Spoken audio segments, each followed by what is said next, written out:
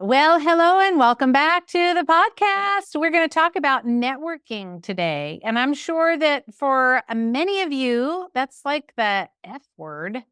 I mean, who wants to network? It's not very fun. It's awkward. Everybody's awkward and it feels very self-serving and it's really not so much fun. I think one of the reasons why practitioners don't often get involved in like local networking groups like BNI groups and that kind of thing is because of the word networking. It always just feels a little slimy and awkward to be in a group of people like that. And everybody's trying to, hawk their wares, so to speak, like, oh, come and see me. I'm the tire guy, or I'm the chiropractor, or, I'm the financial investment. There's certain businesses that just work really well in those groups.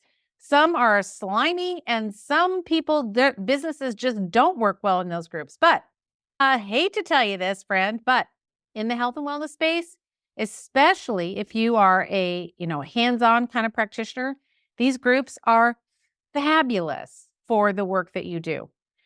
Now, there are certain other people in the group that may not be good referrers to you. I'm going to get to that in a minute, but I will tell you right now that if you are a brick and mortar or you're a virtual, it doesn't matter. These types of networking groups can be a game changer for your practice as far as the type of new leads that you have coming in. So let me just back up and kind of give you a little bit of perspective. Networking is the way that we just connect with other people. We just let someone else know about what we do. And then hopefully you are a nice enough human being that you're going to actually be interested in what the other guy does too, because you truly might be able to refer. So we're going to take like a big O tire guy, right? Somebody from a tire shop. So this dude has a little independently owned tire shop in town and he's in the BNI group. And he just loves to talk about tires and he wants to know what kind of car you have and what kind of hopped up tires you can put on your car and why the tires that come from the He knows all the things about tires. Now, that guy is pretty transactional with his customers, right? The customers come into his tire store, they buy his tires, and he says, thank you so much. He offers them a cup of coffee and a donut, and then off they go. Very transactional. Now, you and I are not so much transactional. We're more in the, relationship building space, and we're kind of getting down and dirty and intimate with our patients and knowing things about their health and their family and all the things. So now your tire guy probably not going to be your best referral because it's not very likely that the transaction that happens between the two of the customer and the tire guy, that the customer just happens to drop that, he has a libido problem or she has like PCOS or something. Now, unless the tire guy is just super conversational and everybody loves him and they just tell him all their things, maybe. But transactional kind of businesses like that, where it's I'm come in, I want to buy the thing and I want to go home, they're probably not going to be good referrals for you. However, there will be other people in the group that are going to be great referrals for you. People like counselors, right? People that do other types of work that's more relational in nature. Sometimes even financial planners can be a great referral source for you because they're getting to know families. They're getting to know what are the things that are happening that we need to make financial strategies for. And maybe some of those things are illness or sickness. So that doesn't mean just because your BNI group has a tire guy in it, doesn't mean you shouldn't be there. I'm just telling you, don't expect the same thing from every single person in that group. So the second thing I want to point out is that these BNI groups or whatever it is, there's a whole bunch of different ones. There's some that are just women. It depends on where you live, what part of the country, whether you're in a metropolitan area or a smaller city. But many of these towns or cities will have multiple groups. And some of them I've been in are like, pardon the expression, but they're like good old boys clubs. They're just good old boys. Like as a woman and as a newcomer, it's a no. You just know it when you walk in. You get the cold shoulder and they don't want anybody in there new, especially a girl. So I'm out. I go visit one time and I'm done. That's it. So I just go try another one. But pretty soon you keep trying and you're going to find one that just is like, oh, I really like these people. Like they're really nice. They're like me. They're friendly, they're nice, and they were very welcoming, and you'll find your little tribe. Now you're probably thinking, well, I have a virtual practice or I have a hybrid practice or, that's not going to work for me. Well, let me ask you this question. So, brick and mortar people, just hold tight for a second. I'm going to talk to the virtual people. Listen, if you have a virtual practice, here's my question to you. No matter what town you live in, is every single person in your town, even if you're virtual and you live in, ABC, Kentucky, is every single person in ABC, Kentucky completely 100% healthy if they have no health problems? No, of course not. That's not going to happen. So just because you're virtual doesn't mean that people still can't refer to your virtual practice. You could just say, I'm virtual. I live here in town, but I do have a virtual practice and this is how I work. It still works for you, friend. So don't throw the baby out with the bathwater on this. Now, back to our BNI group. So now you've found a group, you're in the group, and you're like, yes, these are my people. You're already like exchanging business cards. What do you do? What do you do? Here's what I do, etc. Now, in these BNI groups, there's always chance for like sidebar conversation. This is where networking gets juicy and you're going to be able to find your right person. So let me tell you how to do it. The first thing I want you to think about is you always want to make the other person be the star of the show. So now I'm going to use the financial planner as my example. The tire guy, probably not our dude, but the financial planner might be a great fit for you. So let's just say I'm going to come up to the financial planner. I'm going to say, well, hello, Bill. So nice to meet you. I'm Rhonda. I've heard a lot about you in town. I've just never had the pleasure of meeting you. I'm so glad to finally get a chance to meet you. Tell me a little bit about what you do. Bill, oh, he's just feeling so happy that someone wants to hear about finances. He's so happy to talk about himself. And off he goes, talking about all the things and all things he does in financial planning and this, that, the other thing, and an IRA and an HSA. You hear HSA and you think, oh, well, hey, so you make a mental note. And then he's done and it just gets quiet. So you go to your next question. Well, how long have you been doing this? Or, how long have you lived in town? Or do you have any kids? Do you belong to any other groups in town? Or, how long have you been in your office? Or did you have a different office? But there's a billion questions you could ask him, right? You are just going to keep asking questions. Now, what's happening to Bill's ego right now? Oh man, he is feeling so taken care of, so loved, so appreciated. And oh my gosh, you've just made his whole day. And you just are, be genuine. Don't be like looking on your phone while you're talking to Bill, but you're going to be genuine. You're just going to ask him question. Now, there will come a point in the conversation, it happens every time. There'll come a point in the conversation where you will say, it'll kind of pause and you'll be thinking, oh, what's my next question? This is like a fork in the road. This is where Bill is either going to turn around, that financial planner is going to turn around and start asking you questions, or he's going to continue talking about himself. Now, a good networking relationship, as you might imagine, is one that goes both ways. That means that when you're asking questions to that other professional, that other business person that's in your town, you're asking those questions and they're answering them, but they also understand that reciprocation is important. So then they want to get to know you a little bit better. So they're going to be asking you questions. How long have you been in practice? What is your specialty? Have you always been in that building? How long have you had a virtual practice? Do you like having a virtual practice? Bill, if he's a human with a heart, he's going to be interested in you. Now you get to say all of the things that you do, and you get to find out if there's common ground between you that you can maybe cross-refer. Now remember, in this conversation that you had with Bill, you heard the financial planner say that he knows a little something about HSAs.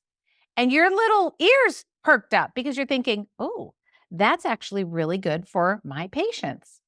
This is great. So you just make a mental note of this. And as you begin to dialogue back and forth with your new friend, Bill, who's the financial planner, you're now going to be able to say, hey, listen, tell me a little bit more about these HSAs. How do they work? Oh, Bill's so happy to tell you all about the things. Now, if Bill is a human and Bill has a heart, Bill is going to say to you, because he's going to recognize the opportunity, he's going to say to you, listen, do you have very many patients that come in and have HSAs? And you might say, well, actually, no, I don't, but I do think it's a very valuable tool. Now you've got some common ground where you can start to talk about how you might refer to one another. The most important thing to remember is that networking is not about you. It's about the other person. And when you make it about the other person, they are going to feel so taken care of and they're going to say, oh, that Rhonda, she's just the nicest person. She just asked me so many great questions. She's just very interesting. She was friendly. She blah, blah, blah. And now Bill feels very seen, very heard. And I was able to make him feel that way. But now, how does he leave feeling about me? I made a good impression on him. Maybe he didn't get around to asking me as many questions as he wanted to, or maybe that I would want to.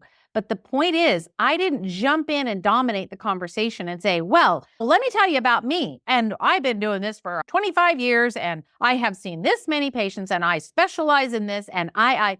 Do you hear what's happening right there? I. As soon as you start getting on the I train, I this, I that, I. Bill, he's out. He's done. He's out because he needs it to be about him. But if he's a human and he has a heart, he's going to say, I really like you. I want to know about you too. But it starts by us, you and I, as healthcare practitioners and good networkers in a very, very kind, loving, and a way that has a lot of integrity. We want to make sure that we make the other person feel like king for the day, right? They're the ones that are just feeling amazing because we've asked a lot of questions and engaged them. So when you network at these groups, it should never be awkward. It's like going to a party. It's like a party. You just got a bunch of people around. And your job is to go learn as much as you can about every single person. Where we get so awkward when it comes to networking and building these kinds of relationships is when we think that we have to talk about ourselves. Well, it's hard to initiate that conversation and talk about yourself. It's much easier when someone else is asking you.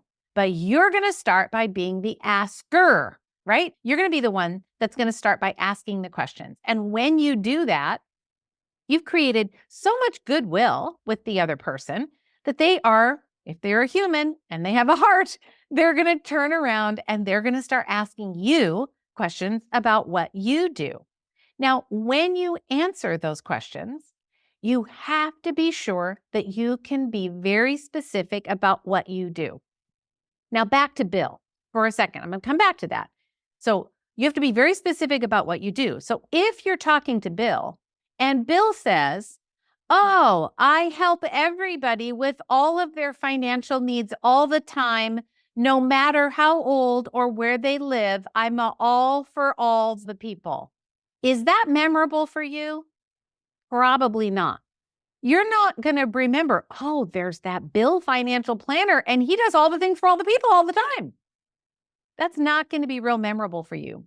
But what if Bill said, listen, what I do is I work with families that have young children and I help them set up retirement accounts for their children to not only pay for college, but also then to be retirement money for their children when their children get older. I specialize in helping families invest into the future of their children.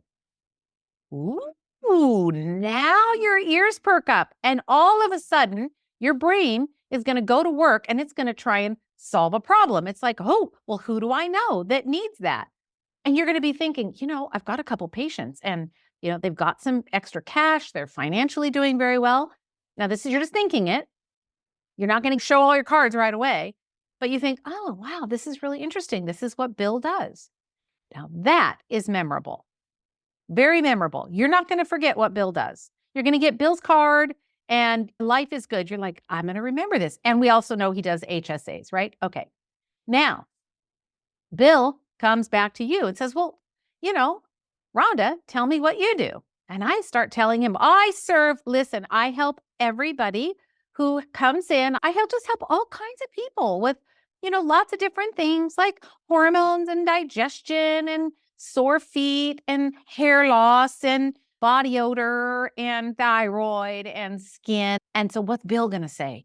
Oh, well, that's really nice. Awesome. I'm so happy for you. That's great. It's so nice to meet you. Talk to you later. And he's out because you didn't say anything remarkable.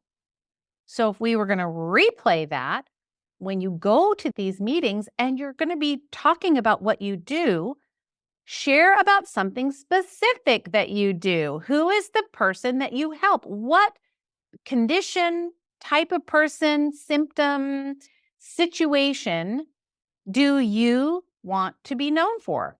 What do you do well? I was just on a coaching call with another doctor earlier today, and I asked her, I said, what do you want to do? Like, what's your jam? What lights you up? She said, well, I kind of like working with, people that have like chronic, unrelenting headaches.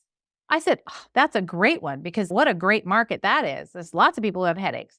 She said, I think that they're like, some are thyroid, some are kind of structural, some are, just like anxiety kind of headache. I said, you're right. She goes, but I also really like working with people who've had like intestinal infections from overseas travel. I'm like, whoop, that's a good one too. People who get sick and that never been well since moment. You've probably heard me talking about that if you're in clinical academy. So you've got this never been well since. They were over in Mexico. They had Montezuma's revenge, super sick for 3-4 days. Now they're better, but they've never been well since, right? They're just digestion, body, fatigue, all the things. So I said to her, this was earlier today, and I said, so which one is it? She's like, I don't know. I really kind of like both. And I said, well, which one do you think is easier? People with headaches or to talk to people with intestinal, which is most common? She said, well, probably headaches. I'm like, well, do you like them both the same? Yeah, pretty much. I said, great, then go with headaches. Do that. And then you're going to start helping those other people anyway, and the word will get out eventually. But talk to your people about headaches. So using that as an example, I'm now back talking to Bill. I'm going to say, hey, Bill, yeah, thanks for asking. I'm a naturopath. I've been in practice for 20 years, and my specialty is helping women with chronic migraines or chronic headaches, and they just cannot get rid of them. Now, what's Bill going to say? He's going to be like, oh, I know a bunch of people. My wife has that.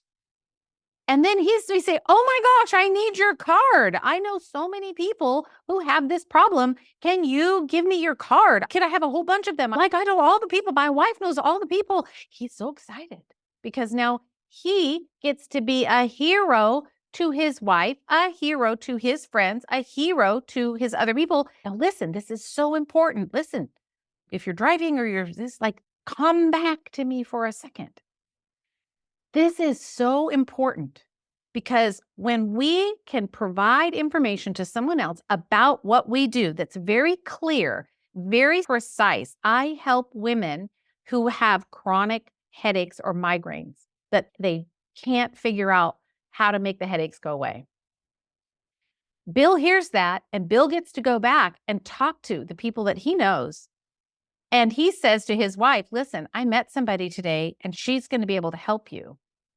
Now he looks like a hero to his wife, which he probably already does, but then he's going to tell his friend, and then he's going to tell somebody else and somebody else. And now Bill, he looks good to everybody and everybody loves him. Thank you so much. Oh my gosh. I called Rhonda 3 months ago and she helped me and my headaches are gone now. I've lost 10 pounds. I feel so much better. She got me connected with a chiropractor, an acupuncture, whatever, right? Now they love Bill, and they love me. It's a win-win. But would that have happened had I just said, well, I just help everybody. And I'm just like, here, if you have any health problems, just let me know. And I'll be happy to take you on as a new patient. Do you see the difference? It's powerful.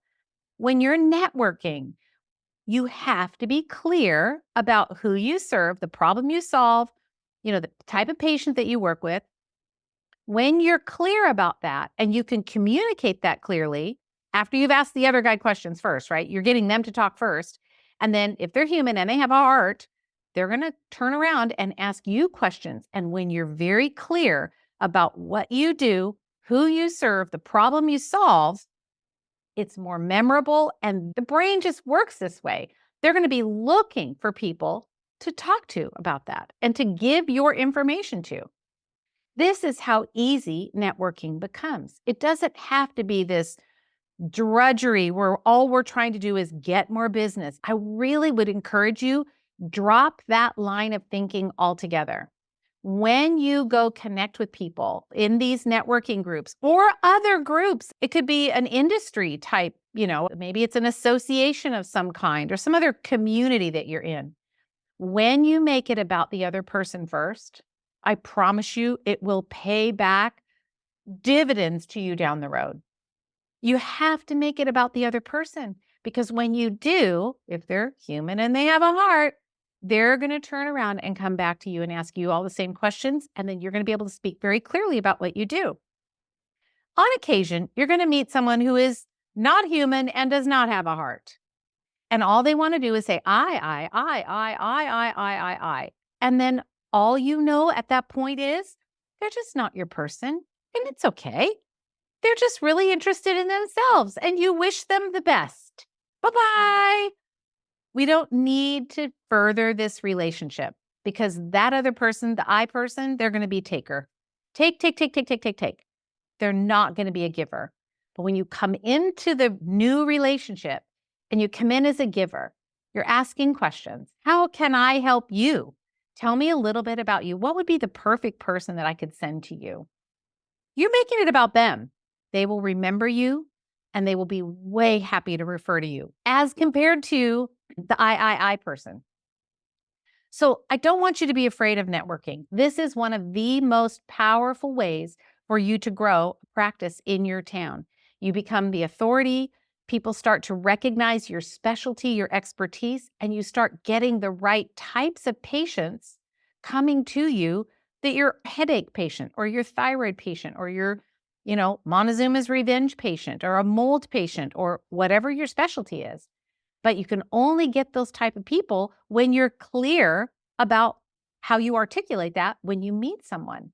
So I don't want you to be afraid of networking. I don't want you to be afraid of it at all. It is such an amazing way to get more people to have eyes on your business and have those other business owners, other professionals to serve you. If you're a chiropractor, you may find a couple of another chiropractor in a group somewhere, but they may specialize in low back pain and you specialize in headaches. But genius! It's a perfect cross pairing. So you're going to refer your low back people because you do functional medicine. They're going to refer their headache people that they can't fix. It's like so easy, but you got to make it about the other person. So I hope this is very helpful for you and opens your eyes to another possibility about how you might be able to network. This is one of the topics, of course, that we talk about inside Clinical Business Academy. And if you have not yet had a chance to go check that out, you need to do that. If you want to grow and market and scale a very profitable, successful practice on your terms, not on what I say, meaning it doesn't have to be a high-ticket program or it doesn't have to have a membership. It could just be a fee-for-service, or it could be a part-time practice. How do you want your business to look? That's what I'm going to help you create. So it's a very customized program that'll allow you to grow and scale to the level that you want to. You may be getting ready to retire. You're like, I don't want to build a 7-figure practice. Not interested. Fine. What would you like? Would you like a $500,000? Great. I'll help you get there. You want $300,000 part-time 2 days a week? Awesome. I'll help you get there. It's on your terms, but I'm going to give you all the tools, all the training, and all the resources, how to market, grow, scale, and make a profitable practice. Clinical Business Academy. Go to rondanelson.com/CBA. This networking training, the one that we just talked about, goes into even more detail, along with lots of other kinds of business growth training. But I wanted to share this one with you because it is such an important one, and one that so many practitioners just kind of skip by because we get uncomfortable. But I hope this is a good reframe for you to be able to embrace this concept of networking in a whole new way that allows you to get out and communicate what you do in a way that puts the other person first and foremost, puts you in the back seat until their human, heart-based self is able to interact with you and ask you questions. Then you can be specific about what you do. That makes you memorable, and it allows people to very clearly send you the right types of patients. So that's it for this week. Have an awesome week. I pray you have an abundant, financially prosperous week. I will see you back on the podcast next week.